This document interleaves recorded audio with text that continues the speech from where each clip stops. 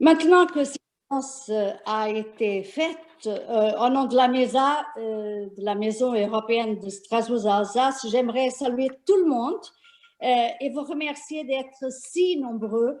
Un remerciement évidemment pour les intervenants que dans ce débat sur l'Europe, on va essayer de comprendre son fonctionnement qui n'est pas toujours très simple.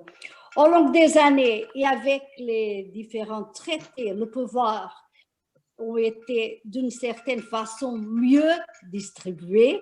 L'Europe s'est démocratisée en donnant plus de pouvoir au Parlement européen qui a été élu au suffrage universel direct, comme vous le savez. La Commission a aussi gagné des pouvoirs. Souvent, elle a essayé de s'appuyer sur le Parlement, mais la tentation de récupération des pouvoirs par les États est chaque fois plus présente, surtout dans les États où les nationalismes et les populismes l'ont emporté et ont été renforcés. Alors, les fédéralistes diraient que le rêve d'une Europe fédérale s'éloigne. Les nationalistes, de leur côté, accusent les bureaucrates de Bruxelles de prendre le pouvoir. Pour essayer de comprendre les enjeux du pouvoir à l'intérieur de l'Union européenne, nous avons avec nous un historien, Sylvain Schirman, que je remercie beaucoup d'être présent. C'est toujours un plaisir de l'avoir et il est un habitué aussi de nos débats.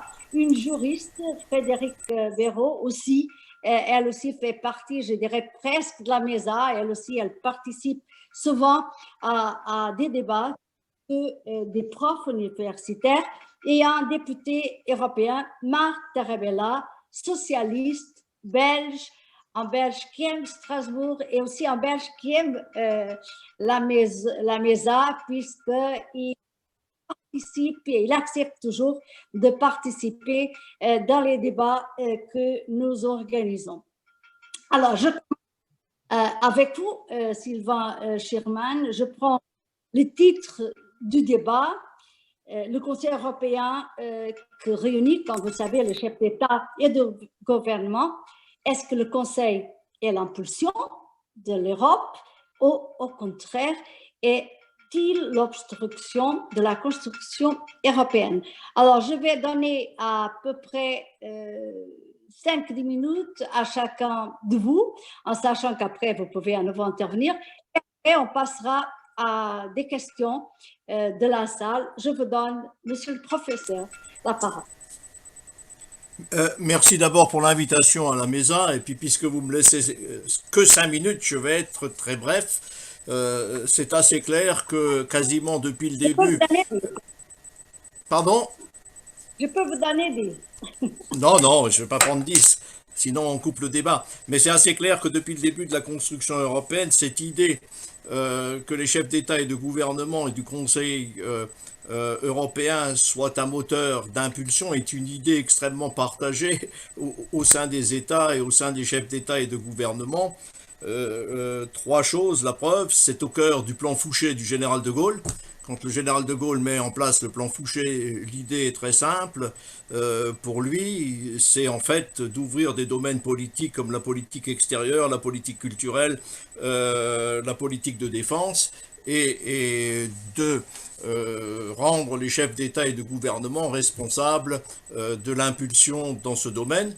Et j'allais dire, deuxième idée que je voulais dire, le Conseil européen existe avant sa création à travers les traités, puisque le sommet dit de la relance de La Haye, qu'est-ce que c'est en 1969 si ce n'est un conseil de chefs d'État et de gouvernement qui a été impulsé par qui? Par d'un côté un président, le président Pompidou, de l'autre côté un chancelier, le chancelier Willy Brandt, et sans avoir une existence j'allais dire institutionnelle dans les traités, ces six ont pris l'initiative non seulement d'approfondir et de lancer le chantier monétaire, ont pris l'initiative de lancer le premier élargissement en 1973 et ont pris l'initiative d'achever la politique agricole commune à un moment donné où c'était en crise et où aucune autre institution n'a pu mettre en route la dynamique. Donc le Conseil existe avant sa création en 1974 et il a au moins là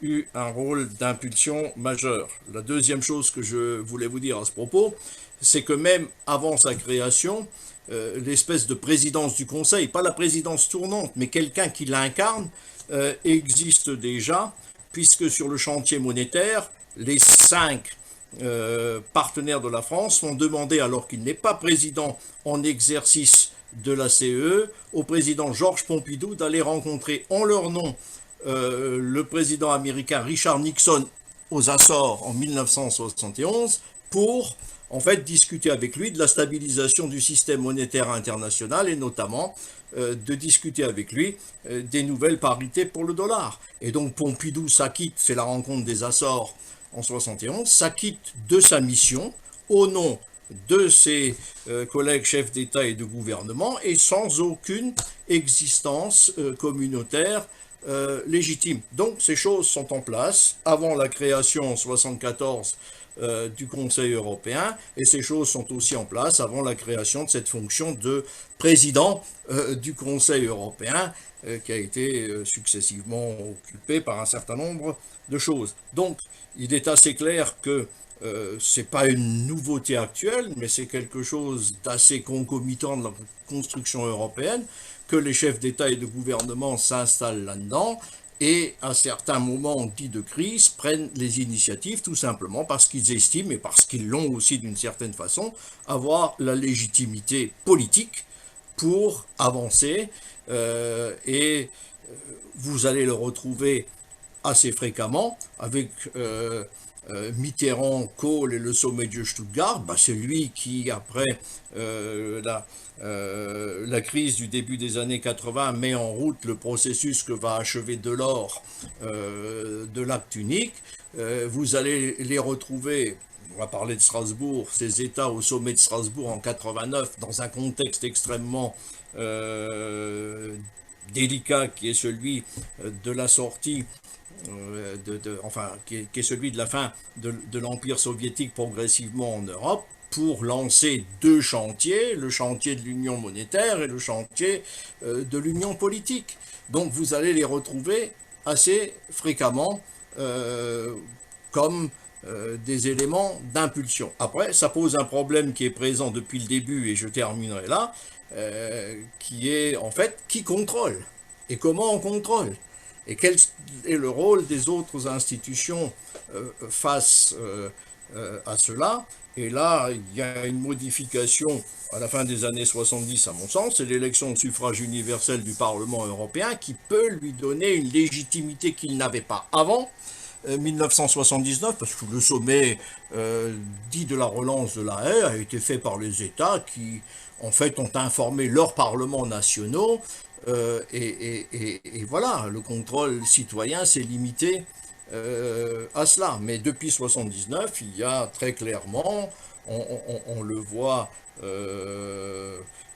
dans toutes les initiatives, un rôle qui est dévolu au Parlement européen et qui pourrait peut-être être une instance non seulement d'impulsion, mais surtout de contrôle de ces initiatives, de demande d'explication de ces initiatives. Mais c'est problématique pour moi, et je termine là-dessus, parce que on peut débattre après, elles sont inhérentes au processus et elles sont présentes depuis le début du processus de la construction européenne. Quelle place je vais donner aux chefs d'État et de gouvernement dans le processus? Merci beaucoup, Sylvain Sherman. Je passe maintenant à Frédéric Béraud. D'un côté, et ce qu'a dit Sylvain Sherman, il a le traité, de l'autre, il a la réalité. Et il a donné beaucoup d'exemples où on a été obligé, parce qu'il y avait des moments de crise, d'avancer, et c'était l'impulsion des chefs d'État. Je donne un exemple qui était très important, c'est la création de la monnaie unique, que vous n'avez pas référé, et que c'est Helmut Kohl et Mitterrand, la réunification allemande en échange de la monnaie unique. C'était un marchandage qui nous a conduit à la monnaie unique. Et donc, la question est, est-ce que finalement, dans des moments de crise, ce n'est pas le Conseil et les chefs d'État qui ont la dernière parole, malgré les traités directs. Merci beaucoup, merci pour votre invitation et puis merci pour ce sujet qui effectivement est assez central, en particulier dans la période que l'on est en train de vivre. Alors moi, je vais vous donner quelques éléments d'information qui seront plus juridiques en rappelant d'abord que la légitimité de l'Union européenne, elle est double. C'est la légitimité démocratique, celle qui est effectivement celle du Parlement européen, mais c'est aussi une union d'États. Et donc les États ont un poids tout particulier dans le processus décisionnel européen. La deuxième chose qui est importante du point de vue juridique, c'est que le Conseil européen de nos jours est une institution comme les autres. C'est-à-dire qu'on continue à parler, je ne sais pas pourquoi d'ailleurs, ça doit être des réflexes que je ne me suis jamais trop expliqué. On continue à parler du triangle institutionnel, mais il conviendrait de parler d'un carré institutionnel, parce qu'avec le traité de Lisbonne, certes, on a cette procédure législative ordinaire dans laquelle la Commission propose, le Parlement et le Conseil codécident. Mais le Conseil européen a son rôle à jouer en tant qu'institution. Et Sylvain a bien expliqué comment est-ce qu'effectivement ce Conseil européen s'inscrit petit à petit dans le paysage institutionnel en étant cet organe intergouvernemental qui petit à petit va devenir autre chose. Et je pense que dans le contexte actuel, c'est peut-être important de le préciser. Je rappelle que le Conseil européen, dans l'article 15 du traité sur l'Union européenne, il donne les impulsions, il définit les orientations et les priorités politiques générales. Il n'exerce absolument pas la fonction législative. La fonction législative, elle est effectivement répartie entre la Commission, le Parlement européen et le Conseil des ministres qui a le pouvoir de décision législative. Mais cette institutionnalisation progressive, elle est importante parce que le Conseil européen, ça n'est plus un simple organe, disons, ça n'est plus un organe intergouvernemental. C'est un organe dans lequel vous retrouvez les chefs d'État et de gouvernement, dans lequel vous avez aussi actuellement la présidente de la Commission, le haut représentant de l'Union qui participe aux travaux. Et puis vous avez depuis le traité de Lisbonne un président, Charles Michel actuellement, qui préside cette institution européenne sans pouvoir plus exercer aucun mandat national. Et ça montre, ces éléments, effectivement, montrent comment est-ce que le Conseil européen fonctionne. Et j'aimerais rappeler ce que disait Valéry Giscard d'Estaing du Conseil européen, qui était cette idée de réunion au coin du feu. Et je pense que c'est important parce que le Conseil européen, ça n'est pas la réunion diplomatique traditionnelle avec tout ce que ça suppose, d'experts qui viennent avec le chef d'État, le chef de gouvernement, etc. etc. C'est une version singulièrement allégée des négociations internationales dans lequel effectivement les chefs d'État et de gouvernement, le président de la Commission, le président du Conseil et le haut représentant aux affaires étrangères vont apprendre quelque part à fonctionner en commun. Et ça, je pense que c'est un élément important dans quelque chose qui a été beaucoup reproché au Conseil des ministres. C'est-à-dire le Conseil des ministres, ce n'est pas un Conseil des ministres, c'est 10 formations du Conseil des ministres. Ce sont donc des ministres qui arrivent sur un dossier sans nécessairement avoir la connaissance européenne. Alors, on peut dire aussi que certains présidents du Conseil ou certains présidents Premier ministre ou président de la République peuvent avoir plus ou moins d'affinité avec l'Europe. Mais il n'empêche qu'ils sont forcés de se parler en direct. Et ça, je pense que c'est une chose importante. Et on voit bien conseil après conseil combien est-ce que… je voudrais juste rappeler les photos qui ont été prises au moment du conseil de juillet, avec les masques, avec les nouvelles manières pour se saluer, etc., qui montrent que voilà, cette institution, c'est aussi, et c'est sans précédent dans les organisations internationales en tout cas, de mettre ensemble cette proximité des différents chefs d'État et de gouvernement, du top des hiérarchies gouvernementales avec la présidente de la Commission et le haut représentant. Alors effectivement, dans la composition, on peut se poser la question de savoir où est le Parlement européen. Alors, je rappelle que le président du Parlement européen fait une déclaration au début du Conseil européen, mais il ne reste pas au Conseil et que le président du Conseil vient ensuite discuter de ce qu'on appelle les conclusions du Conseil devant les parlementaires. Mais je laisserai M. Tarabella, évidemment, nous donner sa version de ce contrôle ou en tout cas de cette possibilité d'échange. Ce qui ne change pas avec le Conseil européen, c'est une chose que je me suis un petit peu étonnée qu'on le lui reproche. Le Conseil européen, il est là pour débloquer les dossiers qui bloquent au Conseil. Parce que c'est le top de la hiérarchie gouvernementale. Donc, si le président ou le Premier ministre décide, eh bien, les ministres exécutent, ce qui est assez logique dans une logique gouvernementale, et qu'il y a des dossiers qui coincent au Conseil, parce que il peut y avoir des décisions politiquement extrêmement délicates. Ce qu'on observe, si on regarde un petit peu le Conseil ces dernières années en tout cas, c'est qu'effectivement, il y a vraiment des processus de déblocage de dossiers et que je ne mentionnerai que ce qui s'est passé dans la crise actuelle. Les décisions qui ont été prises sur le plan budgétaire dans le cadre du plan de relance ne pouvaient, selon moi, être prises qu'à ce niveau-là parce qu'elles impliquaient de faire tomber des dogmes politiques. Et ce ne sont pas les ministres qui sont en capacité de le faire, du moins dans un premier moment. Évidemment, ensuite, les ministres reprennent toute leur fonction dans le traité, puisque c'est eux qui doivent ensuite décider des choses et en décider avec le Parlement européen. Et sur le plan de relance, on voit bien l'influence, effectivement, à la fois récupérée par certains États qui finalement n'avaient pas tout à fait l'influence qu'il fallait manifestement au mois de juillet, qui ont essayé de la récupérer après.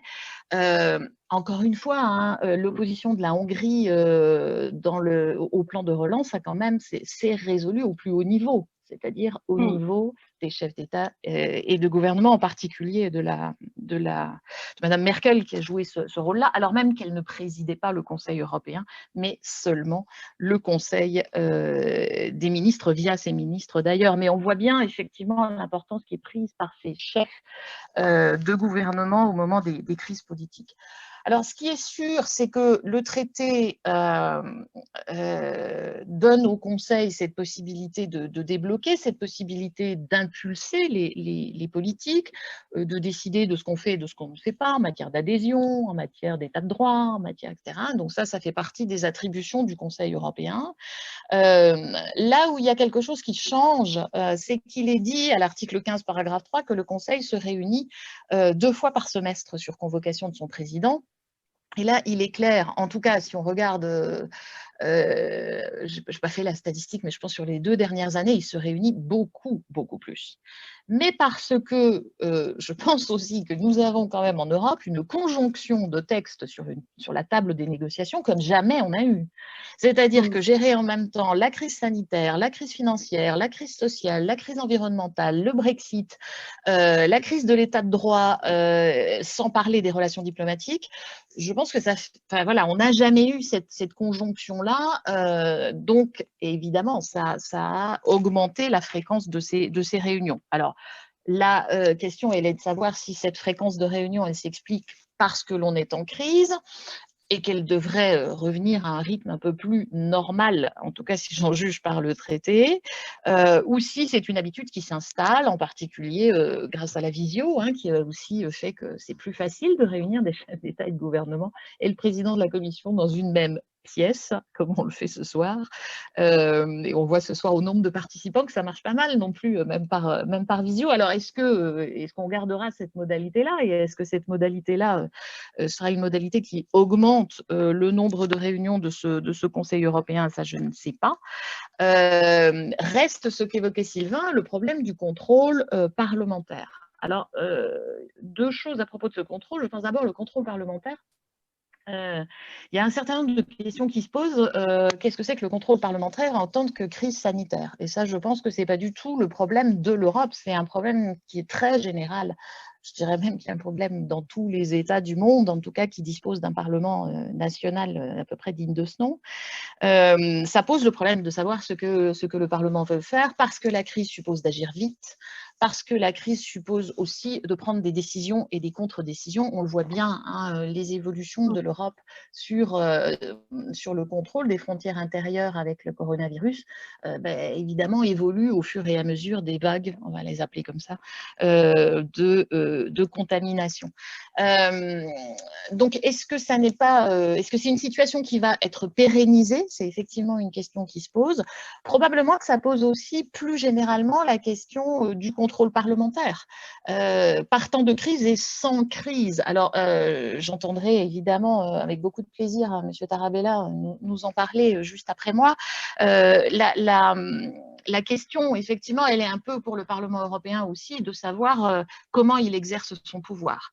Est-ce que le Parlement européen, finalement, se limite à un pouvoir d'empêcher, ce qu'il a fait dans un certain nombre de cas dans sa mandature précédente? Je pense, à titre personnel, que c'est un peu juste pour un Parlement. Donc, probablement, il faut une ligne politique pour le Parlement, avec toute la difficulté du Parlement à définir une ligne politique sans parti politique. Enfin bon, les problèmes aussi qu'on connaît traditionnellement. Et je voudrais juste rappeler aussi que le Conseil européen peut permettre un autre contrôle parlementaire, qui est celui des parlements nationaux.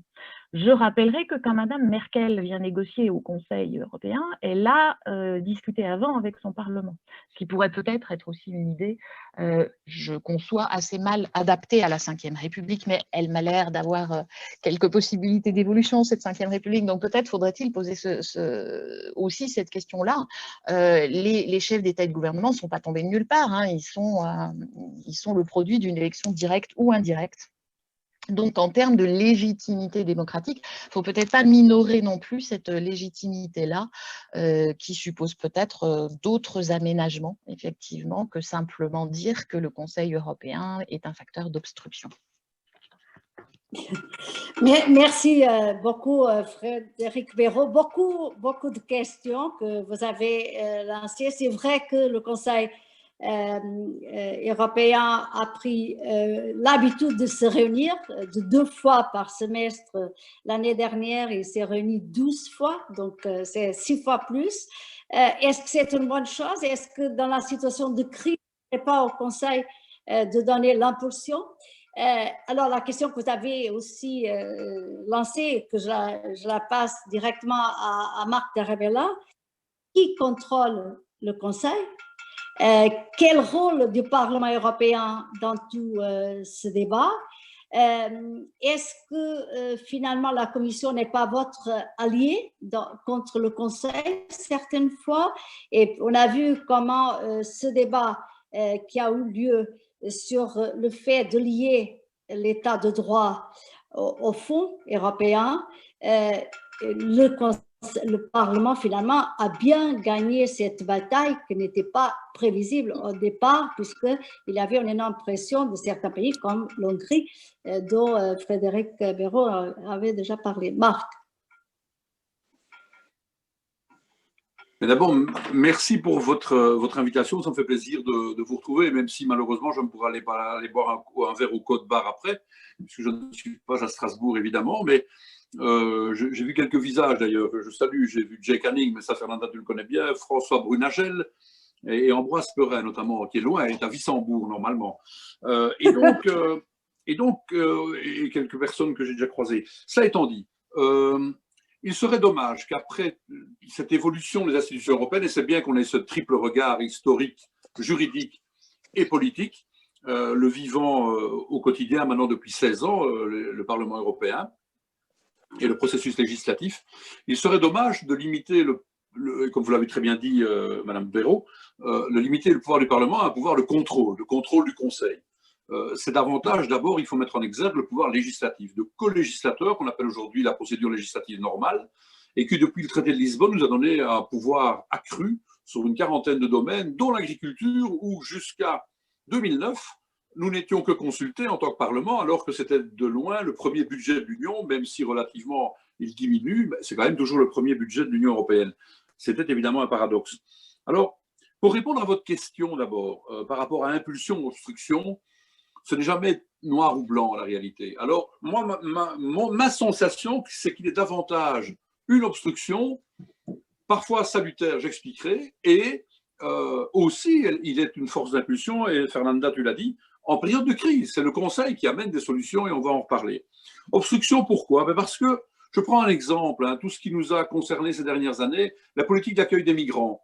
Ben là, le Parlement a fait de belles résolutions de solidarité entre les pays. On sort de Dublin et chaque pays est solidaire et accueille son quota de migrants, on va dire de candidats réfugiés, qui, je le rappelle, sont quand même des gens qui essayent de fuir la guerre, la violence ou des régimes effroyables. Et chacun prend sa part contributive. C'était une proposition partagée par la Commission, proposée par M. Juncker et Mme Mogherini à l'époque. Et c'est le Conseil qui ne veut pas, parce que certains pays ne veulent pas prendre des migrants. Et c'est finalement l'Allemagne de Mme Merkel qui a pleinement joué le rôle qu'on pouvait attendre de l'Union européenne en accueillant plus de 1 million de migrants, certes pas uniquement pour des raisons humanitaires, mais aussi économiques, puisque l'Allemagne et sa puissance économique demandaient une main-d'œuvre jeune, nouvelle, et qu'ils sont allés puiser dans ce réservoir, mais ils l'ont fait, et ce n'est pas évident. Et d'ailleurs, Mme Merkel, on la regrettera quand elle ne sera plus là. Je le dis, même si je suis un mandataire de gauche, Mme Merkel, on va la regretter, parce que s'il y a bien une pro-européenne dans le système, c'est elle, et notamment en proposant cette répartition, en tout cas en participant à cet effort, elle a montré que les pays auraient dû être plus solidaires. Tout le monde n'en a pas été. La régularité empêche aussi le Conseil de mieux fonctionner. Quand la Hongrie et la Pologne et l'état de droit, ça a été évoqué, quand il faut faire du contorsionnisme pour adopter des règles, notamment le plan de relance, avec des mesures, parce que la Pologne et la Hongrie notamment ne veulent pas qu'on s'attaque à leur système qui pourrait évidemment avoir maille à partir avec l'état de droit. Pourquoi? Parce que l'article 7 est inopérant, l'article 7 du traité permet de mettre en difficulté un pays qui ne répondrait plus aux critères des valeurs européennes, et pouvant aller jusqu'à son exclusion. Mais cet article n'est opérationnel qu'à l'unanimité des autres. Et vous comprenez bien qu'il y a quelques années, Viktor Orban était solidaire du pseudo-social-démocrate Robert Fico, dirigeant slovaque, et donc il n'y avait jamais l'unanimité. Aujourd'hui, Pologne et Hongrie s'entendent un peu comme larron en foire. Donc là, c'est compliqué de se faire respecter et d'appliquer des règles tout simplement démocratiques par le fait de cette règle d'unanimité, qui opère aussi en matière fiscale. On appelle la taxe de transaction financière de nos voeux. Le Parlement a fait plusieurs résolutions à cet égard depuis plusieurs années. Et là, au Conseil, ça discute toujours parce que là aussi, il y a des règles d'unanimité pour la fiscalité et on n'arrive pas à dégager quelque chose qui pourrait être intéressant. Alors, la PAC, elle est désolante et on n'arrivera plus à la changer. C'est un rouleau compresseur qui roule dans une direction et on fait des améliorations à la marge. La PAC, c'est devenu un outil où c'est une juxtaposition d'intérêts nationaux et il y a des pays qui sont très bénéficiaires de la PAC et c'est très difficile de changer les choses.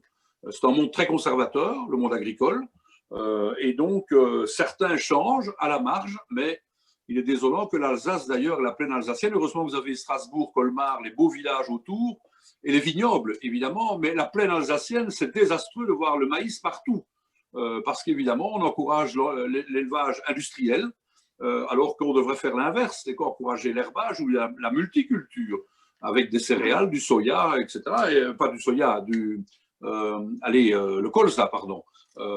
Et donc, aujourd'hui, la PAC, c'est une juxtaposition d'intérêts nationaux et c'est compliqué d'aller à l'encontre. La minorité de blocage au Conseil, souvent, moi j'ai vécu la directive sur les marchés publics il y a quelques années, 4-5 pays s'opposaient à un article farouchement, 6 pays, c'était heureusement à la fin on a pu régler à force de longs débats, c'était par rapport aux droits des travailleurs, c'est un article pivot, c'est l'article 18.2, on se souvient comme si c'était hier, il a fallu batailler, mais les minorités de blocage au Conseil, elles existent. Au Parlement, c'est plus simple, majorité qualifiée, mais ça reste quand même, je dirais, du domaine du faisable. Au Conseil, c'est plus compliqué. L'obstruction salutaire, c'est quand la Commission, c'est vrai que l'allié, tu as dit, Fernanda, souvent le Conseil, le Parlement est souvent l'allié de la Commission propose, le Parlement est souvent aussi plus pour plus de changements, et c'est le Conseil qui freine. Mais par exemple, là, un exemple où la Commission voulait aller trop loin, c'était sur l'e-card, le passeport service, qui aurait permis à des indépendants de n'importe quel pays d'Europe, je ne sais pas pourquoi je vais citer Bucarest, voilà, c'est sans doute parce que le salaire minimum est le plus faible d'Europe. Mais dans le domaine de la sécurité, par exemple, aurait pu venir prester à Strasbourg ou à Bruxelles sans aucun droit de regard, en échappant aux conventions collectives de travail, puisque ce n'était pas du tout sous le coup de la directive détachement des travailleurs, qui a été améliorée d'ailleurs. Et j'ai eu l'impression, je m'étais fâché d'ailleurs sur les gens de la commission à cette époque-là, la DG Grow, tout simplement parce que, alors qu'on venait d'améliorer la directive détachement des travailleurs, parce qu'elle a créé aussi pas mal de dumping social à une époque, eh bien, on fait rentrer par la fenêtre un monstre qui était une libéralisation à outrance dans le domaine des services, 25 domaines. C'était les services, la construction, donc les services d'architecture, la sécurité et bien d'autres domaines. Et là, et vous n'auriez pu rien dire. Si ce brave agent roumain travaillait à Strasbourg pour 2,50 € de l'heure, et les autorités alsaciennes, ou en tout cas ou françaises de la République, n'auraient pu rien dire. C'était complètement idiot. Heureusement, la France y est opposée, l'Allemagne et une bonne partie du Conseil, plusieurs pays, et donc ça n'a jamais vu le jour. Heureusement, jusqu'à quand, j'en sais rien. Obstruction salutaire. Et donc, voilà. Par contre, effectivement, c'est aussi une force d'impulsion. On vient de vivre la crise financière, ses conséquences, l'austérité. Qu'est-ce qu'on n'a pas fait baver aux Grecs et aux pensionnés grecs et aux fonctionnaires grecs en tirant 25% de leur salaire pour une crise à laquelle eux… Comment ? Et au Portugal. Oui, et au Portugais. Je les oubliais, c'était pour voir si tu étais attentive à ce que je disais. C'était volontaire. Et donc, au-delà de ça, l'Europe de l'austérité, l'Europe du pacte de stabilité, inflexible, ben, on vient quand même grâce au Conseil à un déblocage, on vient de… Alors, oui, le Parlement fait une résolution, etc. Mais c'est le Conseil qui a décidé.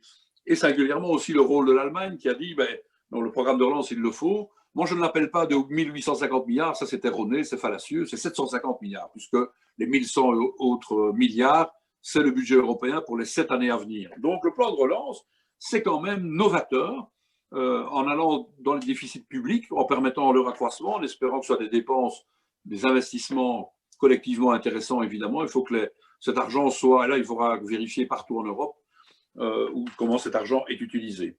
Et alors, voilà pourquoi je pense que, je crois que j'ai déjà parlé plus de 8-9 minutes, donc je vais m'arrêter, mais je dirais que c'est plus une obstruction que le Conseil d'habitude, le Conseil européen. Il est parfois force d'impulsion et il faut le saluer. Et dans une Europe fédérale dont on peut rêver, moi je rêve, mais je ne suis pas iconoclaste, de la disparition du Conseil. Et que le co-législateur, aux côtés du Parlement européen, ce soit par exemple peut-être le comité des régions, qui est une entité remarquable, mais que tout le monde ignore, ou presque, qui donne des avis. Elle ne fait que remettre des avis. Ce sont des élus directement qui viennent des collectivités locales et régionales de chacun des pays. Et souvent, j'ai remarqué, en analysant leurs avis, leurs positions, qu'elles étaient bien plus intéressantes et progressistes que souvent même des positions qu'on n'arrive pas à obtenir au Parlement européen, notamment en matière de régulation des marchés agricoles, qui est une matière que je travaille un peu plus, évidemment. Voilà pourquoi ça pourrait être une Europe idéale. On en est loin, évidemment. Je pense que la puissance des États, avant qu'on renonce à ça, ce sera un peu compliqué. Il y aura beaucoup d'eau qui sera passée sous les ponts et on aura vraiment une Europe vraiment fédérale, à laquelle je pense qu'il faut aspirer, parce que tous ceux qui ont menacé l'Europe, ce sont ceux qui sont adeptes du repli sur soi. C'est évidemment aujourd'hui peut-être les dirigeants polonais, je ne dis pas la Pologne, parce qu'il y a beaucoup d'amis polonais pro-européens qui sont fédéralistes. Ils sont malheureusement minoritaires aujourd'hui au niveau national. C'est aussi l'Europe est quand même fédérale. Il faut quand même pas oublier que le Royaume-Uni a quitté l'Europe et que eux étaient probablement les moins fédéraux, les moins fédéralistes européens. Ce qui les intéressait, on ne refait pas l'histoire, c'était surtout les deux marchés, le marché international et le marché intérieur. Et donc, avec des qualités, ils appliquaient bien les directives. Mais c'est quand même le Royaume-Uni qui a inventé le cherry picking et on prend ce qui nous intéresse et pas le reste. On ne veut pas Schengen, on ne veut pas l'euro. Et maintenant, on est sorti, on est parti. Et on voudrait le beurre et l'argent du beurre. Et donc, c'est un peu ça qui est un peu désolant. Voilà pourquoi je pense qu'il faut peut-être se recentrer sur… Et l'axe franco-allemand reste… C'est pas du tout une insulte. Moi, je suis belge, hein, donc c'est un petit pays. Donc, c'est pas une insulte aux autres. Mais quand le moteur franco-allemand fonctionne, généralement, le reste fonctionne. Même si l'impulsion peut venir parfois, et les idées intéressantes viennent de petits pays très fédéralistes, comme le Grand-Duché de Luxembourg, qui a quand même produit de grands personnages européens. La Belgique en fait partie aussi parmi les pays fondateurs, mais voilà. Donc la réponse n'est pas tranchée, évidemment, parce qu'il y a un peu une force d'impulsion, mais aussi une force d'obstruction. Merci Marc Tarabella, je garde cette phrase, je rêve de la disparition du Conseil. Ça, c'est vraiment un vrai fédéraliste. Et tu as parlé aussi de ce que j'appelle les dogmes de l'Union européenne qui sont tombés, la question de pacte de stabilité, que les Portugais, et tu as parlé les Grecs, on a énormément souffert de ces 3% de cette stupide règle. Il y a aussi pour la première fois la mutualisation de la dette, c'est quelque chose qu'en 2008, avec la crise financière, on avait essayé de faire avancer, ça ne s'est pas fait. Donc, l'Europe de post-Covid, est-ce que ce ne sera pas déjà une Europe différente allant vers plus une coopération renforcée et peut-être vers plus vers le fédéralisme, Marc? Mais oui, la coopération renforcée, c'est peut-être un mal nécessaire, en fait. On peut l'appeler comme ça, parce que pourquoi est-ce qu'on l'évoque? C'est parce qu'on peut l'appliquer, parce que dans le domaine des brevets notamment, je me souviens que c'était sous présidence belge en 2010 qu'on a avancé, parce qu'il y avait un problème linguistique qui freinait les brevets européens.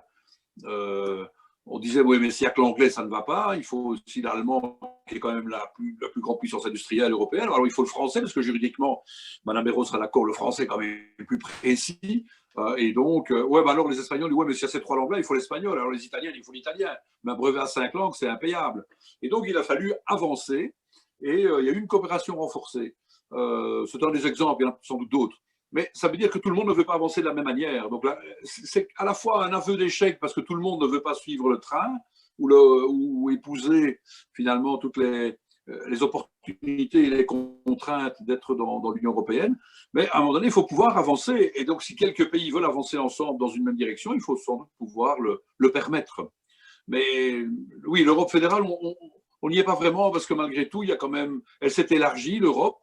Et aujourd'hui, il y a quand même des logiques nationales qui prévalent, même si à certains moments, on a quand même l'espoir de voir une belle unanimité. Ce qui s'est passé derrière Michel Barnier et les négociateurs pour le Brexit, notamment, c'est que tous les États étaient d'accord. Et finalement, il y aurait pu avoir là aussi des velléités différentes, mais pas du tout. Tout le monde a été unanime derrière les négociateurs. Et donc là, on a pu faire preuve d'une belle unité, donc d'un fédéralisme européen en tout cas.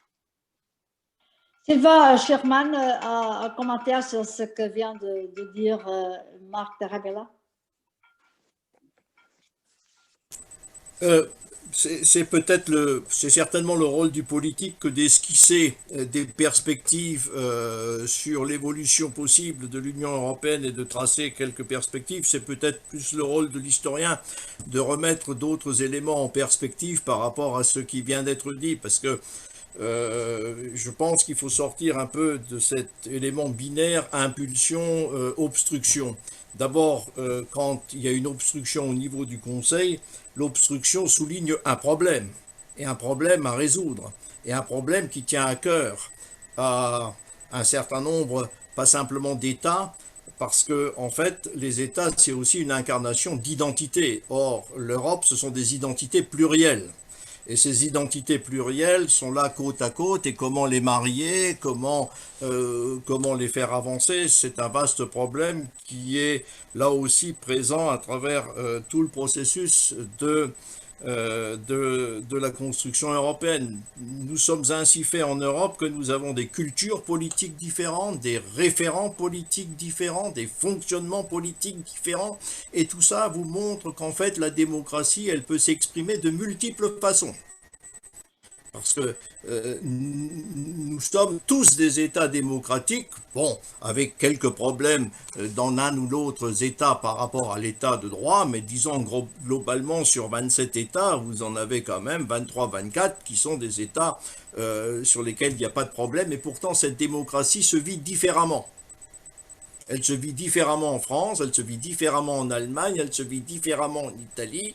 Il y a donc derrière ces États des identités. Et je ne suis pas, à titre personnel, et d'ailleurs à travers toute l'histoire on peut le montrer, pour une forme de nivellement. On construit à partir des identités. L'État-nation s'est construit à partir... L'État-nation, pardon, est une construction qui a réussi à un moment donné à faire la synthèse de plusieurs identités. L'Europe sera une construction, et donc le maître mot qu'il faut avoir là-dedans, c'est le mot patience. Oui, mais Patience à il a, partir de l'état de droit respecté chez chacun. Et en fait, quand le Conseil bloque, n'avance pas comme sur la question migratoire, il faut considérer cela comme un obstacle à régler, comme un projet à affiner, comme une discussion à approfondir, comme un croisement de regards sur le problème d'identité et de situations différentes et pas systématiquement comme un empêcheur de tourner en rond. Parce que si on aborde la question du fédéralisme, qui est une question tout à fait essentielle en matière de construction européenne, je mets au défi, d'ailleurs un beau défi de science politique, chacun de me dire ce qu'il entend par le mot fédéralisme, et vous verrez à ce moment-là que j'ai 25 définitions différentes du fédéralisme selon que je me trouve euh, en Europe centrale, en Europe orientale, en Europe méditerranéenne ou du Sud, ou en Europe du Nord. Donc il faut, je pense, je crois que c'est vous, Monsieur Tarabella, vous l'avez dit il y a un instant, je crois que le mot important, c'est que toutes ces identités restent en permanence en dialogue. Parce que moi, ce que je retiens de l'histoire de la construction européenne, pour que ça progresse, il faut que le dialogue soit constant, malgré les difficultés.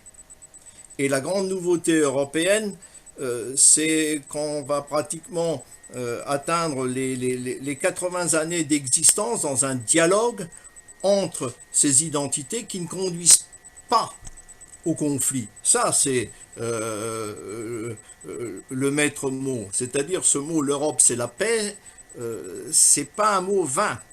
Et le drame yougoslave montre que c'est toujours à approcher. Et ça se fait que par un dialogue constant et, et en partant de nos différences, pas en voulant niveler. Voilà, ça c'est une leçon que me montre l'histoire. oui, mais Sherman, il y a le respect des identités, d'accord, mais il y a le respect des valeurs. Et ça, sur ça, on ne peut pas Mais, dans les, tergiverser. mais Et, je ne, il ne s'agit pas de transiger sur les valeurs. Tout ce qui nous réunit, c'est que nous sommes des États de droit. l'état de droit, l'indépendance de la justice, la liberté de la Ouais, presse, ça, ouais, il faut que les États respectent. ouais. Sinon, il faut, si Marc Tarabella, actionner l'article 7. Si vous ne respectez pas l'exigence de la décision que vous avez signée, il faut accepter les conséquences. Bien sûr, mais là aussi, quelques rappels historiques font beaucoup de bien. Quand Chirac a mis l'Autriche en quarantaine, quel est le résultat? Ah, il y a eu un résultat. Parce que quand on a décidé, et quand l'Union européenne a décidé qu'il ne fallait pas accepter que le mouvement d'extrême droite rentre dans le gouvernement d'Autriche, c'était Chirac et c'était Antonio Guterres qui était le président du Conseil à cette époque-là, ça a eu un effet. Il n'est pas rentré. Et on n'a pas considéré que l'extrême droite était en partie normale. Et pendant un certain temps, et je pense que c'est resté toujours. C'est pour ça qu'il n'y a pas de l'extrême droite aussi. Bah, il y a eu un gouvernement coalition plus tard en Autriche avec le FPE dedans. Bon, je ferme ma parenthèse. Non, c'est vrai, mais combien on a quand même gagné des années et quand même, il n'y a pas d'autres pays qui l'ont fait. Et l'Union européenne a été très questionnée sur cette question d'accepter. Il n'avait pas accepté à un certain moment que l'extrême droite rentre au gouvernement en Autriche et que là, il avait accepté. Qu'est-ce qui avait changé? C'était souvent la question qu'on avait posée à Juncker. Et Juncker avait dit qu'ils avaient donné d'autres garanties qu'on n'avait pas données auparavant. Mais donc, la question des valeurs, c'est essentiel.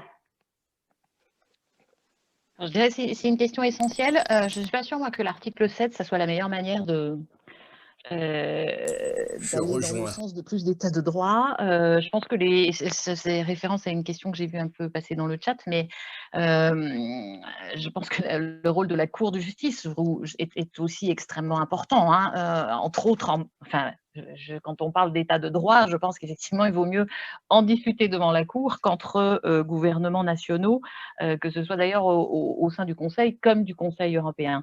Je voudrais juste revenir sur la question du post-Covid.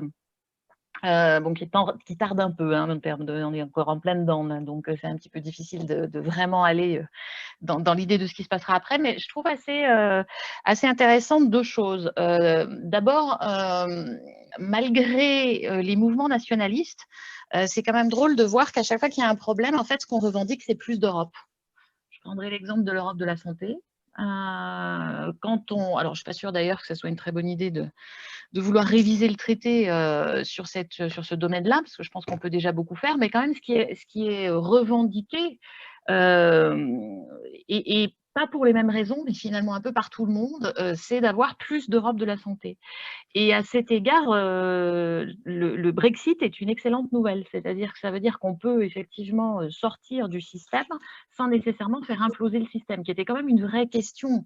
Alors évidemment, c'est avec beaucoup de problèmes qu'on est en train d'expérimenter actuellement et qui peuvent… Mais je pense que voilà, l'idée est quand même que l'intégration européenne n'est pas nécessairement mise en danger. De même, même si on voit là, et ça rejoint ce que tu disais Sylvain sur la difficulté de certains sujets, la gestion des frontières. On est tous d'accord sur les frontières extérieures en matière de Covid. C'est plus compliqué sur les frontières intérieures, mais je dirais pour des raisons bien légitimes. Moi, je ne sais pas s'il faut plus le test PCR de moins de 72 heures, de plus de 72 heures, s'il nous faut la septaine, s'il nous faut la quatorzaine. C'est extrêmement difficile. S'il va nous falloir le passeport vaccinal, etc., etc. Ce que je trouve très heureux, et ça c'est quand même une grosse différence entre la situation du mois de mars et la situation actuelle, c'est qu'au mois de mars, on n'en a pas parlé, on s'est retrouvé dans une situation de blocage absolu. Et il a fallu que la présidente de la commission rame assez singulièrement pour arriver à ce que les États se reparlent sur ce sujet délicat. Et encore une fois, c'est bien normal, ce sont des questions de santé. Hein, donc, il ne faut pas non plus… c'est bien normal que les États s'alarment. Mais effectivement, là, on est dans une situation de discussion, même si la discussion, elle met à jour effectivement des intérêts qui sont très différents. Et l'autre chose, je pense, mais c'est peut-être parce que j'ai réfléchi en ce moment, donc j'ai peut-être un côté un peu monomaniaque, mais c'est quand même que quand on lit bien le Green Deal, il y a beaucoup de choses quand même dans ce texte qui sont amenées à faire changer, y compris ces idées d'obstruction, etc., dans la manière dont on prépare aussi un certain nombre de textes autour de ce qui s'est jamais fait à ma connaissance, c'est-à-dire de rendre irrémédiable la transition écologique, ce qui est quand même aussi quelque chose d'assez novateur quand on voit les débats il y a encore peu de temps sur cette question-là. Donc c'est vrai que il y a beaucoup de replis, il y a beaucoup de différences qui apparaissent, mais je trouve assez étonnant de voir combien est-ce que le virus a pour conséquence effectivement de faire que l'Europe n'est pas loin de là une idée obsolète. Et ça, c'était peut-être pas tout à fait les mêmes débats qu'on aurait eu il y a encore un an. Après, je vais passer la parole à la salle, puisque vous venez de parler de l'Europe de la santé. Je repose une question à Marc Tarabella parce qu'on avait commandé des vaccins un peu pour tout le monde, la Commission européenne, et c'était une excellente idée. Aujourd'hui, on est confronté à des difficultés avec les laboratoires pharmaceutiques. Les députés européens, il y a eu un débat la semaine dernière où ils ont voulu voir les contrats qui ont été signés entre la Commission européenne et les labos, et ça n'a pas été possible. On vous a montré des contrats qui étaient moitié cachés, qui avaient du noir. Et aujourd'hui, on se retrouve pratiquement sans vaccin.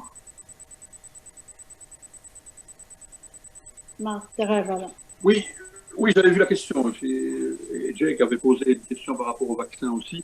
Là aussi, il faut souligner quand même le rôle intéressant qu'a joué l'Union européenne, singulièrement par l'entremise de la Commission, de négociation avec plusieurs fabricants potentiels de vaccins, négociant d'ailleurs plus d'1,5 milliard, je crois, de doses avec 6 producteurs. 2 sont admis pour le moment, j'espère bientôt un 3e et un 4e, parce que aujourd'hui, on est un peu frustré. On sait que la seule situation de sortie, la seule porte d'issue, la plus courte en tout cas, vers une situation qu'on aimerait bien voir derrière nous, c'est le vaccin, c'est la vaccination. Il y a quelques récalcitrants, c'est vrai, j'espère qu'ils seront de moins en moins nombreux. Bon, ben ça, c'est la liberté, hein, on se fait vacciner ou pas, mais je pense que malheureusement aujourd'hui, donc la négociation pour moi a été efficace parce qu'elle a permis de mettre tout le monde sur un pied d'égalité et d'approvisionner les pays au fur et à mesure de l'arrivée des vaccins disponibles en fonction au prorata de la population. Donc ça, c'est quand même plutôt, je trouve, une preuve de solidarité, parce qu'évidemment, je ne sais pas, le Royaume-Uni n'est plus là, mais AstraZeneca, Oxford, ça aurait uniquement pour le Royaume-Uni. BioNTech, même avec Pfizer, c'est allemand, donc et ça ne s'est pas passé comme ça. Donc il y a eu une négociation qui a permis l'approvisionnement partout en Europe. Ben, ça, il faut le saluer. Maintenant, par rapport à la transparence sur les vaccins, moi, honnêtement, je m'en fous à ce stade-ci. Et ceux qui sont allés consulter les pièces, ils sont d'abord, je suis pas de la commission de la santé, et il y a des collègues qui sont là pour ça. Oui, l'essentiel était occulté, c'est-à-dire le prix de certains paragraphes. Donc, ça ressemblait un peu à la négociation du TTIP quand j'ai pu aller voir le paragraphe agricole où il n'y avait pas les données qu'on voulait. Et donc, je dis je m'en fous parce que s'il s'avère qu'il n'y a pas de problème après, voilà, tant mieux. S'il s'avère qu'il y a des problèmes, là, il faudra peut-être creuser. Mais pour l'instant, je pense que tout ne doit pas être sur la place publique. Il y a une ministre flamande dans mon pays, puisque c'est un pays fédéral, hein, la Belgique. Et donc, la santé, il y a 9 ministres, c'est un pays exceptionnel. Et donc, la ministre flamande de la santé a révélé le prix de certains vaccins, qui n'est pas le même ailleurs, qui n'est peut-être pas le même en Israël. Ils ont peut-être payé plus cher, c'est pour ça qu'ils sont vaccinés plus vite. C'est possible. Ça, il faudra mettre ça à plat après. Et c'est vrai que ce qui est choquant aujourd'hui dans l'attitude des entreprises, c'est que c'est l'Europe qui a financé aussi. C'est l'argent public qui finance les vaccins, qui a donné pas mal d'argent pour la recherche. Et puis quand il faut évidemment faire des bénéfices, on privatise. Donc, et là, je me dis, et là, il y a une réticence et finalement un non-respect de l'autorité. Là, on doit commencer à réagir. Plusieurs J'ai une conférence, moi aussi. Et le gouvernement ont réagi. Mais en matière de santé, il faut bien se rendre compte que ce n'est pas une politique européenne, c'est une politique nationale, et que malgré cela, on a quand même transféré, ça a été bien fait au niveau européen, une grande responsabilité, avec la difficulté que tout n'est pas harmonisé. Vous savez, les coiffeurs belges, regardez, moi je ne vais plus chez le coiffeur depuis 2 mois et demi, parce que je me vois mal aller chez le coiffeur au Grand-Duché de Luxembourg, c'est ouvert. Et donc les coiffeurs en Belgique, tout le monde est limitrophe, tout le monde vit à au moins, au maximum, 90 km d'une frontière. Et donc, il y a beaucoup de frontaliers. Mais le fait qu'on a fermé certains magasins, certains restaurants, et que dans les pays voisins, on n'ouvrait pas les bistrots. Bon, ils en sont revenus parce qu'ils ont dû évidemment fermer, les Pays-Bas notamment, et reconfiner. Et on est dans une situation un peu meilleure aujourd'hui, mais on a vécu peut-être le pire. Et donc, la fermeture des frontières, dans l'autre problème, Schengen, il faut y tenir comme on a pris l'un de nos yeux, c'est un des grands acquis de l'Union européenne. Mais de temps en temps, il faudrait peut-être pouvoir fermer temporairement, pas seulement quand on parle de terrorisme, mais ici, parce que la circulation augmente et quand des règles ne sont pas les mêmes d'un pays à l'autre, ça attire un flux anormal de personnes qui génère finalement une situation qui peut faire augmenter la circulation du virus. Et donc, c'est un peu compliqué. Voilà, je vais passer la parole à Ambroise Perrand qui vient poser. Vous pouvez lever la main pour qu'on puisse poser. Ambroise, s'il te plaît. Oui, alors je propose d'être extrêmement concret. Nous sommes en 2023 et donc on va faire un peu du chrony. On a parlé des valeurs, on a parlé du vaccin. Emmanuel Macron a été battu en France et Marine Le Pen décide d'expulser 1 million d'étrangers de France parce qu'on n'a pas assez de vaccins, toujours. Que fait le Conseil européen? C'est Anne Hidalgo qui va gagner. Non, mais que fait le Conseil européen? Science-fiction. Alors, qui répond, Marc, à cette science-fiction d'Ambroise? Uchronie. Ambroise dit ça avec humour et peut-être provocation, mais ce qu'il a dit, je l'ai dit un jour en voyant l'évolution de certaines élections en Europe. La résurgence de l'extrême droite, en Italie, ils ont toujours été présents, mais maintenant avec Salvini, qui a été ministre de l'Intérieur, avec l'Espagne, avec Vox, c'est quand même un parti qui se réclame du franquisme, avec toutes ces évolutions, que dire pour Alternative for Deutschland et les nouveaux partis d'extrême droite en Allemagne, me dit, mais imaginons un peu que la France, le président Macron, génère beaucoup de déceptions. Déjà, vous avez été déçu avec Sarkozy, 5 ans dehors. François Hollande, 5 ans, et il ne se représente pas. Il a été correct et honnête avec ce qu'il avait dit. Et puis il y a Macron, grand espoir, qui bouscule le monde politique français, comme personne ne l'a jamais fait sous la Ve République. Et aujourd'hui, je crois qu'il y a une petite déception par rapport à lui. Si évidemment l'alternative, c'est ce qu'on n'a jamais essayé, osé essayer, mais c'est, si pas Marine Le Pen, Marion Maréchal Le Pen, c'est encore pire. Oui, ça fait peur qu'un pays comme la France soit dominé par une présidence, d'autant plus que la présidence en France a énormément de pouvoir, c'est un monarque élu, presque pas de droit divin, mais pas loin. Le pouvoir du président en France est énorme.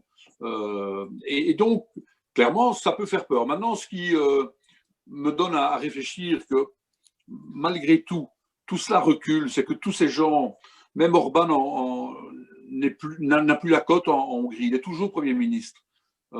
Mais dans les villes, il est très contesté, de même qu'en Pologne, le PiS est fort dans les campagnes, mais pas dans les villes, il y a toute une jeunesse qui vote autrement. Même Erdogan, à Istanbul, est battu, mais il y a évidemment les zones rurales. Bon, Trump aussi, c'est les zones rurales. Trump est battu. C'est vrai que, mais malgré tout, il a reçu 74 millions de votes, hein, donc 74 millions de votes. Donc, j'ai un peu peur, effectivement, que la France ne se laisse aller à un vote, oui, on peut dire extrémiste. Et donc, de fait, ça pourrait être, quand c'est un pays de moindre importance, c'est déjà choquant, mais ça émeut moins. La France, ce serait d'une toute autre, probablement un problème d'une toute autre nature. Mais donc, je suppose que vous voterez bien. Alors, que ferait le Conseil européen? Alors, le Conseil européen, si je peux essayer de répondre… Réponse juridique. Pas nécessairement juridique, parce que je pense que ça va être limité au niveau du droit, mais le Conseil européen, d'abord, ça dépend qui y aurait au Conseil européen. C'est-à-dire que le Conseil européen, imaginons que la France, pays fondateur, grand pays, qui généralement… on ne fait pas sans que la France soit d'accord. Il y a un vote Marine Le Pen et que, au contraire, dans l'ensemble des autres États membres, il y ait des votes qui ne soient pas du tout dans ce sens-là. Il y aura une pression très très forte au Conseil européen sur la France, non pas pour la remettre en cause elle, puisqu'elle est produite par le peuple français. Hein, donc l'idée, ça ne serait pas de la remettre en cause, mais de faire pression pour éviter qu'il y ait une remise en cause trop profonde d'un certain nombre de politiques européennes. Si c'est l'expulsion d'un millier de migrants pour avoir plus de vaccins, c'est sûr que le dossier est compliqué parce que, M. Tarabella l'évoquait tout à l'heure, on n'a pas effectivement de politique migratoire commune. Donc ça peut être une décision qui est prise par la France. Après, tout dépend sur quelle base elle est prise. Et je pense qu'il y aurait deux autres institutions qui seraient à même d'intervenir si effectivement il y avait une remise en cause d'un certain nombre de textes européens par une décision de ce type-là. C'est la Commission européenne, dont je rappelle que la fonction est d'être non seulement à l'initiative législative, mais aussi la gardienne des traités. Donc elle discuterait avec la France pour essayer de faire évoluer sa position. Si la Commission européenne n'arrive pas au bout, il y aura une saisine de la Cour de justice. Et je rappelle qu'en l'état actuel, alors évidemment, si on se met dans la politique fiction, peut-être que demain je serai démentie, mais dans l'état actuel, un pays comme la Hongrie a résisté dans une certaine mesure au Conseil européen, vous l'avez vu pas très très bien hein, dans ce qui s'est passé sur la mutualisation de la dette, c'est-à-dire qu'au final, elle n'a pas pu obtenir gain de cause étant d'une part trop isolée et puis d'autre part ayant aussi singulièrement besoin de l'argent que ça pouvait lui procurer. Donc ça peut être un premier élément, mais la Hongrie n'a jamais à ce stade résisté à la Cour de justice. C'est même assez drôle parce que la Hongrie a essayé a tout fait pour contrôler ses juges constitutionnels.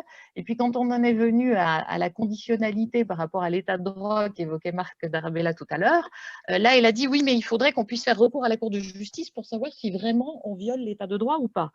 Ce qui est un retournement, je trouve, assez…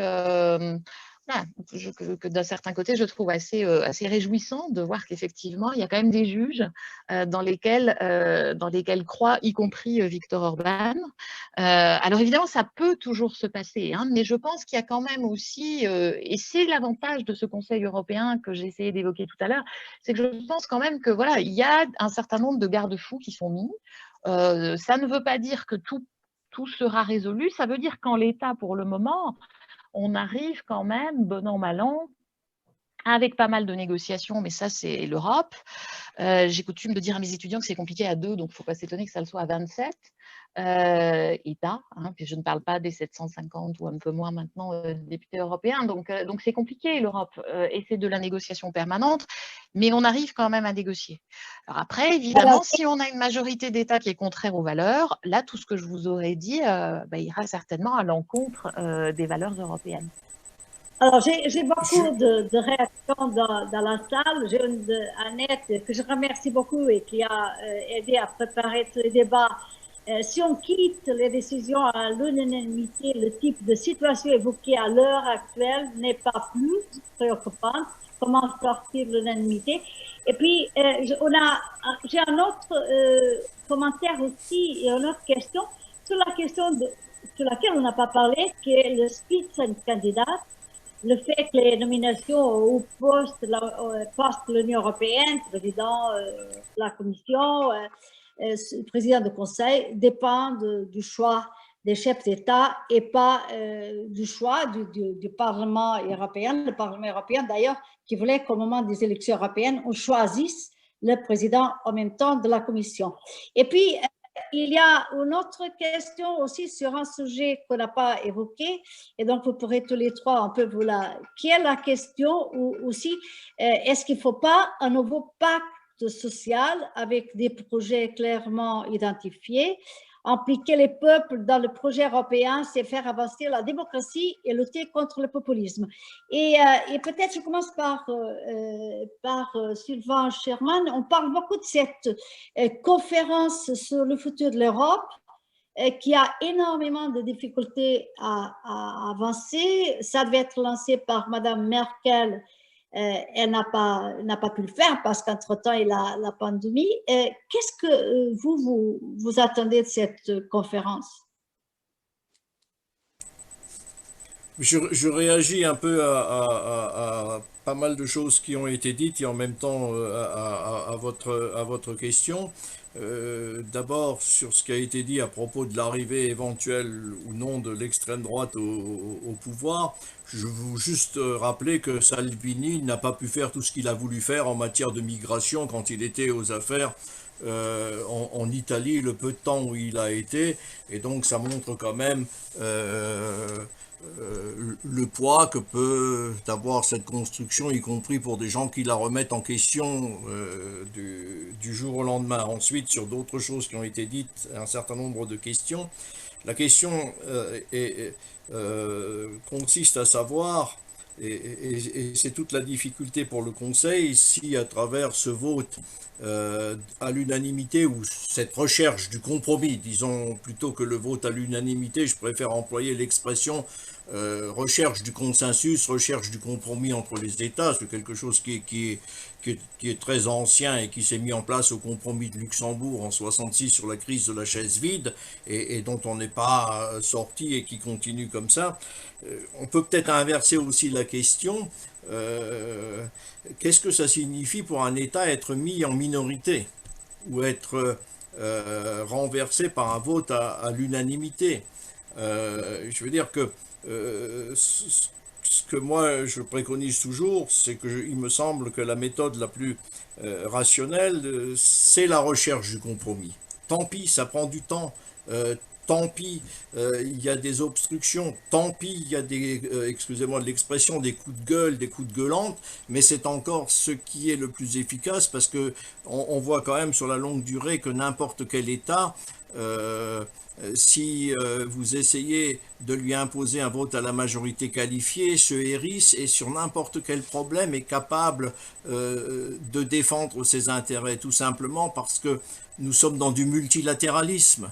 dans la discussion, c'est-à-dire je peux trouver des alliés sur tel et tel sujet ailleurs, sur tel autre sujet par là, et donc je pense qu'il vaut mieux continuer à chercher progressivement le consensus. Et alors, pour répondre à votre question sur la Convention sur le futur, je pense que la seule façon d'avancer, c'est de réfléchir à contrebalancer certains pouvoirs en accroissant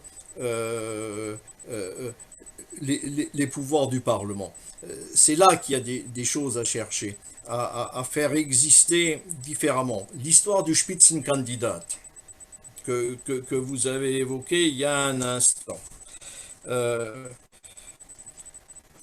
ne faut pas oublier qu'en sort de 25 ans, avant Madame van der Leyen et depuis Jacques Delors, de chefs d'État ou de gouvernement, pour être précis, qui ont été présidents de la Commission sans interruption. On a eu successivement Santer, Prodi, Barroso, Juncker. Ils ont tous été chefs de gouvernement, donc ils ont tous, à un moment ou à un autre, siégé au Conseil. Voilà. Et donc, Juncker était acceptable pour les chefs d'État et de gouvernement comme Spitzenkandidat et comme président de la Commission parce qu'ils le considéraient comme un des leurs. Il faut être aussi clair que ça. Hein.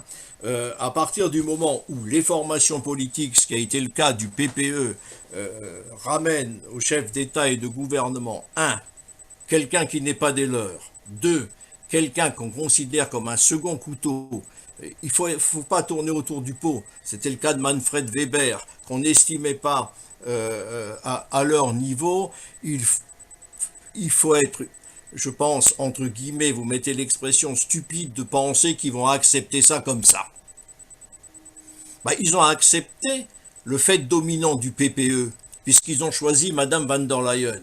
Mais ils estimaient que Madame van der Leyen avait plus de surface que le candidat que le parti avait choisi.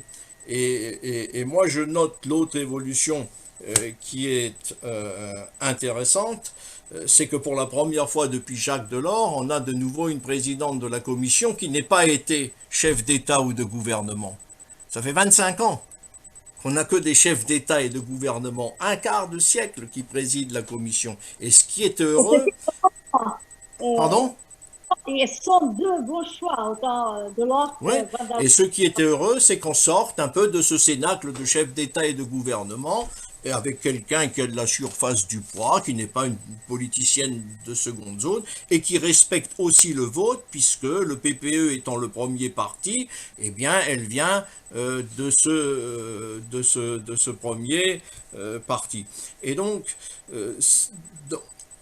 dans l'avenir de la Convention, je souhaiterais qu'on réfléchisse un peu à comment approfondir le rôle du Parlement, comment mieux contrôler ce Conseil. Parce que, in fine, même si on a l'impression qu'il est tout puissant, et je pense que notre collègue Tarabella le sait aussi, les décisions européennes sont multiformes. Qui est-ce qui ramène la décision? Qui est-ce qui arbitre la décision? Ça vient de partout. Les parlementaires, les formations politiques européennes font des propositions. Après, vous avez toute cette société civile qui agit à Bruxelles, pour parler de Bruxelles, qu'on appelle sous forme de lobby. Tous ces gens-là participent de la décision européenne. Quand on travaille un peu sur la mise en place du marché unique, n'est-ce pas? C'est pas simplement le cerveau de Jacques Delors, c'est aussi les États, c'est aussi les formations politiques, c'est aussi les groupes d'industriels qui ramènent ces solutions sur la table. Mon Dieu, que serait le marché unique s'il n'y avait pas eu l'ERT à un moment donné, c'est-à-dire la table ronde des industriels européens qui a poussé, etc. Que serait le marché unique si à un moment donné la Confédération européenne des syndicats n'avait pas dit attention, il faut quand même que ce marché unique ait une dimension sociale, donc comment réintroduire le social là-dedans. Donc moi, je voudrais qu'on se saisisse d'un certain nombre de questions dans la Convention, parlementarisation, le social, ça me semble important, parce qu'on a remis en question les critères de convergence sur la pandémie actuelle, là où c'était une espèce de ligne rouge ou jaune, appelez-la comme vous voulez en fonction des pays, qu'il ne fallait surtout pas franchir, elle est franchie. Ça doit nous permettre d'aborder l'idée d'impact social. Comment les partenaires sociaux rentrent là-dedans? Quelle démocratie sociale? Pas simplement la démocratie parlementaire, mais quelle démocratie sociale? Ce sont ces sujets-là, c'est-à-dire ces sujets qui vont créer du lien entre les citoyens qu'il faut oser aborder. D'ailleurs, pour ajouter quelque chose à ce que vous venez de dire, il y a une réunion, un sommet sur les questions sociales le 8 mai à Porto, qui va reprendre un peu les propositions de Gothenburg de 2017 qui n'ont pas du tout avancé, et tout le monde attend qu'on avance là-dessus, surtout pour, comme a dit António Costa, le Premier ministre portugais, c'est une façon aussi de lutter contre les populismes aussi. Juste une remarque, si j'ai bonne mémoire encore, je crois que c'était au G8 de Seattle, mais ça remonte, c'était les premiers G8 d'Angela Merkel. Elle avait eu une note du DGB à l'époque qui lui disait « Madame, il faut qu'au G8, vous posiez la question de savoir si on ne peut pas trouver une sorte de droits sociaux minimal à l'échelle de notre G8. » Elle l'a d'ailleurs posé, mais après, on n'entend plus ce genre de questions au niveau européen. C'est peut-être le moment. Je reprends Frédéric Béraud parce qu'il y a deux personnes qui ont relancé la question de l'unanimité, comment on sort. Alors c'est vrai, et vous l'avez dit, il y a quelquefois c'est important de pas l'avoir, notamment, et on a vu sur les questions de la Hongrie, ça serait bien aussi sur la question de l'harmonisation fiscale, de ne pas avoir l'unanimité pour qu'on ne puisse pas avoir cette concurrence illégale entre tous les pays, surtout certains pays. Alors, la question est d'ailleurs une question drôle parce que dans la réalité, il y a très peu d'unanimité dans l'Union européenne. Il y a très peu de décisions qui sont prises à l'unanimité. On cite toujours la fiscalité. Je rappellerai que la fiscalité pose un double problème. Si on veut effectivement harmoniser le droit des sociétés, ce n'est pas que le problème de l'unanimité, c'est qu'il faudrait en donner la compétence à l'Union européenne. Et à ma connaissance, elle ne l'a pas. Donc là, il n'y a pas de solution autre que de modifier le traité. Je ne suis pas sûre que ce serait une très bonne idée d'ailleurs, parce que je rappelle que les États, ils ont quand même déjà accepté de ne plus avoir de droits de douane entre eux et qu'ils ont un budget à financer. Et je vois assez mal, à part la compétence fiscale, qu'est-ce qu'il leur reste pour financer le budget. Alors on peut décider d'aller dans le sens de donner plus de budget à l'Union européenne et éventuellement de donner à l'Union européenne un certain nombre d'éléments. Mais elle peut prendre des décisions. Je rappelle quand même que la TVA, c'est une taxe européenne et qui est totalement européenne dans son principe, y compris, vous allez me dire qu'il y a des taux différents. Oui, mais ça, c'est aussi prévu par l'Union européenne. Et c'est la taxe qui rapporte en réalité le plus. Donc, quand on a besoin de faire de l'harmonisation, on peut y arriver. Il y aura peut-être des avancées sur la taxe sur les GAFAM en fonction aussi du contexte international. Donc, encore une fois, il y a très peu de choses qu'on décide à l'unanimité. Je rappelle que le Conseil européen, il décide par consensus, ça c'est dit dans le traité, et que ce n'est pas la même chose, le consensus et l'unanimité. Parce que l'unanimité donne un droit de veto. Le consensus, c'est plus compliqué. C'est-à-dire qu'il n'y a vraiment aucun État qui a vraiment un droit de veto. Il faut essayer de trouver un modus vivendi entre tous les États qui soit en plus acceptable aujourd'hui par le Parlement européen. On voit bien que le Parlement européen joue un rôle pour que ce modus vivendi puisse être plus proche de certains de ses intérêts. Donc l'unanimité, j'aurais presque tendance à dire que ça reste un faux problème, même si je rappelle que très souvent au Conseil, on ne vote pas. Au Conseil des ministres, celui qui va co-décider avec le Parlement européen, on ne vote pas parce qu'on essaye de trouver effectivement une solution qui soit mutuellement acceptable par tous les États. Pourquoi est-ce que c'est important? Ce n'est pas juste un problème de sensibilité étatique. Je rappelle que le gouvernement de l'Europe, ce sont les États. Donc, s'ils ne sont pas d'accord, ils n'appliqueront pas, et ça, c'est pire que pas prendre de décision. Avant de donner la parole à Marc Tarabella, je vais juste passer 3 questions rapidement, puisqu'on n'a pas beaucoup de temps. Alors, il y a Jean-Pierre Berg, mais je vous demande de poser des questions très courtes, comme pour commencer. Oui, je peux parler? Oui, Si, moi, je m'interroge. Est-ce que le traité de Lisbonne n'a pas organisé, pour ainsi dire, une espèce de concurrence entre le Conseil européen qui a le droit d'impulsion et la Commission européenne qui a le droit d'initiative? Est-ce que, de ce fait, est-ce qu'il n'y a pas une modification du rôle de la Commission européenne? Alors, je reprends, je donne la parole à Bernard Bonneau aussi, et après Marc pour répondre. Oui, merci. C'est une réaction par rapport à ce que vous m'entendez? C'est une réaction par rapport à ce que je viens d'entendre sur la fiscalité. Mais très court. Mon point de vue, oui, ça va être très court.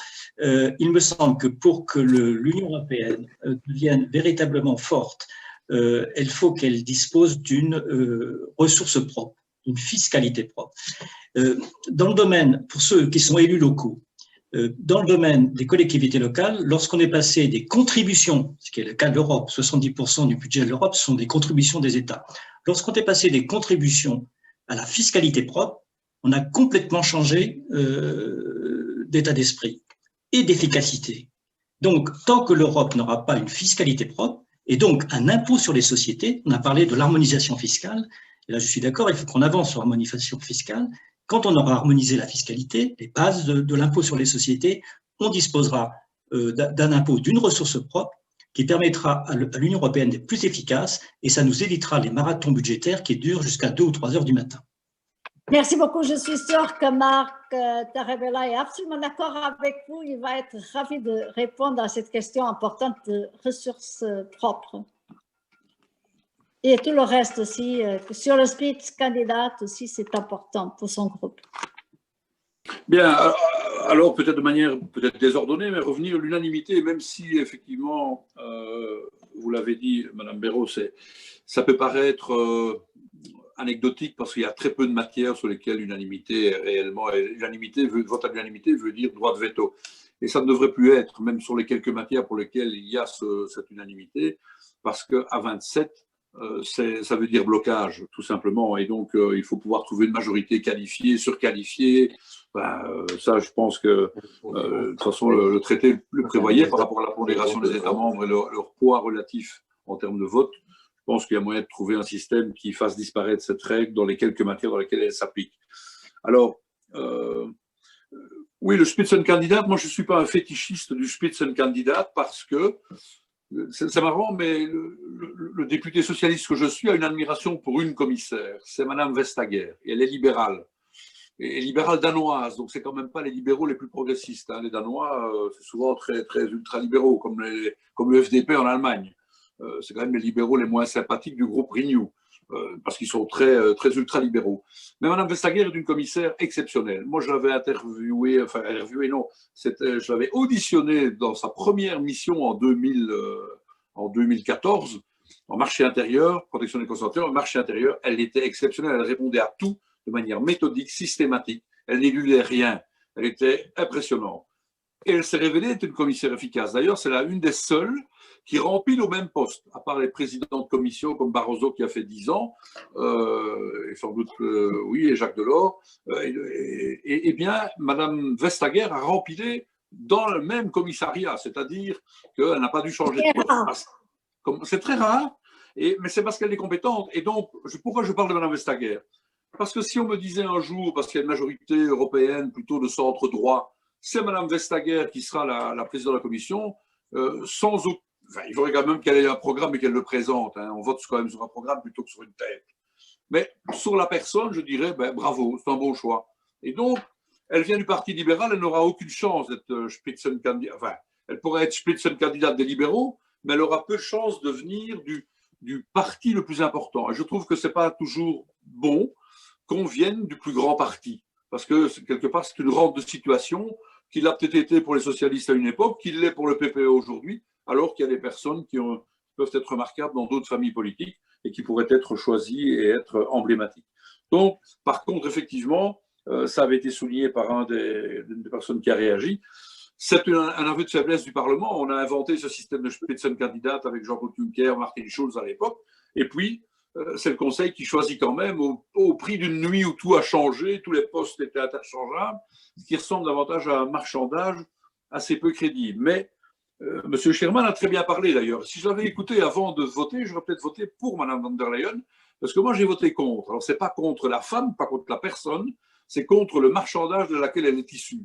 Et donc j'ai autant, là je n'avais rien contre la personne, mais je dis en plus c'était un beau symbole, elle n'était pas chef de gouvernement, vous avez raison de le souligner, c'était une femme, et je dis tiens, voilà, et bien non, parce que on avait montré un aveu de faiblesse en termes de Parlement par rapport au Conseil à cet égard-là. Tout à fait d'accord avec M. Bono, parce que les ressources propres de l'Union européenne, c'est Pierre Larouturou, mon collègue, qui plaide pour ça, il a fait 2 bouquins déjà là-dessus, ressources propres. Bon, il y a évidemment, par rapport au réchauffement climatique, la lutte climatique, mais il y a aussi le pacte social, et c'est bien de l'avoir évoqué, parce que je pense que ce qui manque aujourd'hui au niveau européen, c'est une tendance à essayer de diminuer les inégalités. On ne pourra pas faire une égalité totale de revenus entre la Roumanie, où le salaire minimum est à 270 € par mois, 270, et le Luxembourg, où c'est le pays où il est le plus élevé, où il est à quasi 2000 € par mois. Vous vous rendez compte, on est de 1 à 8 dans le rapport. Donc, mais le fait qu'il y ait plus d'inclusion sociale, plus de dépenses et d'investissements collectifs en matière de protection à la santé, là aussi en Europe, il y a une Europe à 2, 3, 4 vitesses, avec une protection sociale, un vaccin, je ne parle pas du vaccin, c'est l'actualité, mais qui sera gratuit, c'est très bien. Mais les soins de santé normaux, les dents, les soins dentaires, ce n'est pas du tout la même protection en France, en Belgique, en Allemagne ou dans les pays où elle est remarquable, assez remarquable, toujours améliorable évidemment, et dans d'autres pays où il y a un embryon de sécurité sociale. Et ça, à l'heure d'aujourd'hui, c'est choquant. Donc, pacte social, c'est à la fois par des rentrées fiscales et propres, comme l'a dit M. Bono, et une redistribution correcte qui vise à diminuer les inégalités, à redonner de l'espoir aux jeunes par une relance économique avec des boulots, avec Strasbourg est évidemment emblématique avec le métro. Aujourd'hui, on va faire des métros dans plusieurs villes engorgées. On se rend compte que c'est la bonne solution. Strasbourg y a pensé il y a plus de 20 ans. Très bien. Clin d'œil à Catherine Trottmann. Mais c'est vrai que la mobilité accrue, la fluidité dans les villes, que les investissements qui sont productifs pour les citoyens vont générer de l'emploi dans les énergies renouvelables, notamment et dans toute une série de foules d'autres secteurs, peuvent permettre, je pense, à la jeunesse européenne qui souffre beaucoup aujourd'hui. Parce que ceux qui souffrent le plus en Europe, oui, c'est bien sûr ceux qui sont menacés de mort et c'est souvent malheureusement les personnes les plus âgées, il faut les protéger. Mais c'est aussi les jeunes qui ne savent pas s'exprimer comme ils voudraient, en plus de l'inquiétude de ne pas trouver de boulot, le spectre du chômage, de la situation difficile. Il y a ce spectre du repli sur soi forcé avec la crise du Covid que l'on vit. Et je pense que redonner d'espoir, pacte social européen et relance économique avec des rentrées fiscales, parce qu'avant de dépenser l'argent, il faut le faire rentrer, et une taxation juste, la fiscalité, il faut qu'elle soit perçue comme juste. Aujourd'hui, elle ne l'est pas. Les GAFA sont là pour nous le rappeler. La TVA, c'est Jake qui disait ça j'ai vu passer. Oui, c'est l'impôt le plus injuste, parce qu'il est forfaitaire pour quiconque. Donc, l'impôt le plus juste, là, je cite quelqu'un qui était un peu un modèle pour moi, mais la France nous influe beaucoup. C'était Michel Rocard qui avait dit un jour que les sociétés marquent leur différence d'évolution, ou en tout cas, une société la plus évoluée, c'est celle qui pratique la progressivité de l'impôt, où chacun, selon sa capacité contributive, contribue peut-être plus au bien-être de la collectivité. Et ça, aujourd'hui, il faut rétablir cette fiscalité, cette fiscalité juste pour redonner espoir par des investissements productifs. Et sur la conférence sur l'Europe, rapidement, mais écoute, ça sert à rien? Je ne compte pas y participer parce qu'il y a tellement, c'est trusté, ça fait toujours bien. Puis bon, c'est souvent les collègues des affaires constitutionnelles, institutionnelles, bon, c'est eux qui vont. Mais de fait, c'est fondamental. Et je pense que ça passe par la plomberie. Donc il faut quand même revoir le traité, permettre des choses qui ne sont pas permises aujourd'hui. Mais ça, c'est pas prévu. Ouvrir les traités, ce n'est pas prévu pour l'instant. Non, mais il faudrait le prévoir, sinon ça va être une grand-messe pour pas grand-chose. Parce que quand on a souligné quelques petits dysfonctionnements aujourd'hui ou quelques modes de fonctionnement qui sont perfectibles, ben, il faut le faire. Et c'est à l'occasion d'une conférence sur l'avenir, voire un nouveau traité ou un traité adapté, hein, parce que c'est pas la plomberie qu'on aide quand même à ce que les choses se résolvent. Et je pense qu'il faut le faire. On est en train de finir. Je vais donner, un peu comme je fais dans mon programme à la télévision, 1 minute à chacun de vous trois pour, avant de finir un peu, pour s'il y a des choses que vous aimeriez encore ajouter. Et je commence avec une femme maintenant, Madame Perrault. C'est jamais très simple en 1 minute. Je pense que par rapport aux conversations qu'on a eues sur à la fois la nécessité d'une dimension sociale et sur la plomberie qu'évoquait Marc Tarabella, et je serais tout à fait d'accord avec ça. Je pense qu'on fait beaucoup plus de choses par la plomberie que par les grands principes. Je pense vraiment que réfléchir à partir de ce qui est proposé actuellement et qui est discuté entre les institutions sur l'urgence climatique aide aussi à repenser pas mal de choses, y compris la fiscalité. Je rappelle qu'il y a une nouvelle stratégie fiscale du mois de juillet. Donc, il y a beaucoup de choses qui sont en train de bouger dans une réflexion qui associe effectivement la dimension sociale, la dimension économique dont on a parlé aussi, et la dimension environnementale qui, à mon avis, sont assez difficiles à dissocier au jour d'aujourd'hui. Sylvain Sherman, pour finir. Merci. Donc, bon, en 2 mots pour terminer, je souscris à ce que vient de dire Frédéric. J'ajouterais qu'il y a quand même une dimension stratégique qu'il faut prendre en compte. Et là, le Conseil est pour l'instant encore irremplaçable, c'est son positionnement dans la géopolitique internationale. Comment l'Europe se positionne dans cette géopolitique internationale, c'est un vaste problème qui est devant nous dans les rapports de force. Je n'ai pas besoin d'insister longuement là autour, et donc la question de la puissance nous est aussi posée à travers les mécanismes institutionnels, et donc c'est un sujet qu'on n'a pas abordé ce soir et qui est un sujet, je pense, en soi pour un débat, mais qui est extrêmement important aussi quand on aborde la question de la Convention pour l'avenir de l'Europe et quand on aborde le rôle ou pas du Conseil européen. Marc, la dernière parole.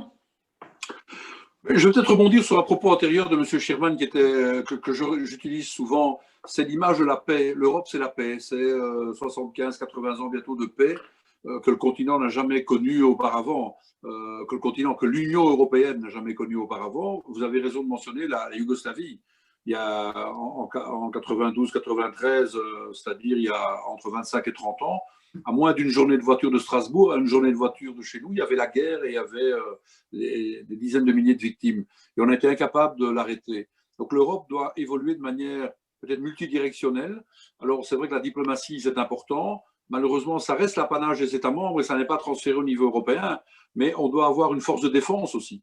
Moi, je voudrais que ce soit Strasbourg, le siège de la défense européenne, mais il y a déjà l'Eurocorps, l'embryon, très intéressant.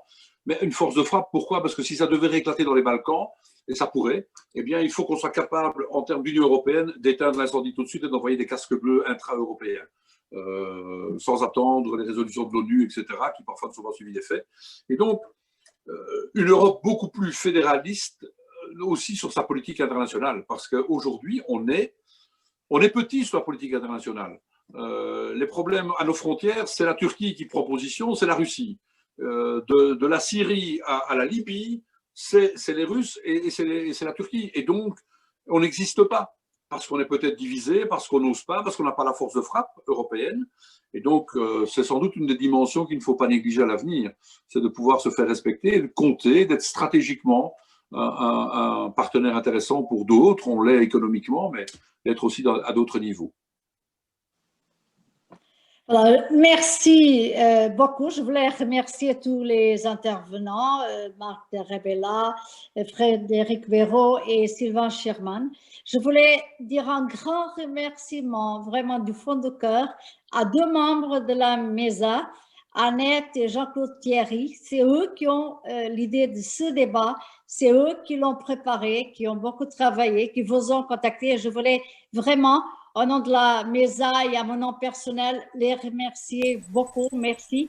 Je voulais Merci, aussi remercier Jean-Claude. qu'il y a Annette. notre stagiaire qui est aux manettes et que c'est Bonsoir. lui qui a enregistré ce débat et qui va le mettre maintenant dans notre site Facebook et YouTube où vous pouvez le revoir. Vous dire que vous pouvez devenir membre de la MESA et aussi vous remercier, vous tous, si nombreux qui ont participé à ce débat aujourd'hui d'une énorme qualité avec des personnalités extrêmement intéressantes et que nous ont éclairé sur ce débat qui est compliqué, mais je pense qu'ils ont pu le transformer dans un débat et expliquer l'Europe aux débutants, ce qui est une très bonne chose. Je vous remercie beaucoup et à très bientôt. Merci. Merci beaucoup, à bientôt.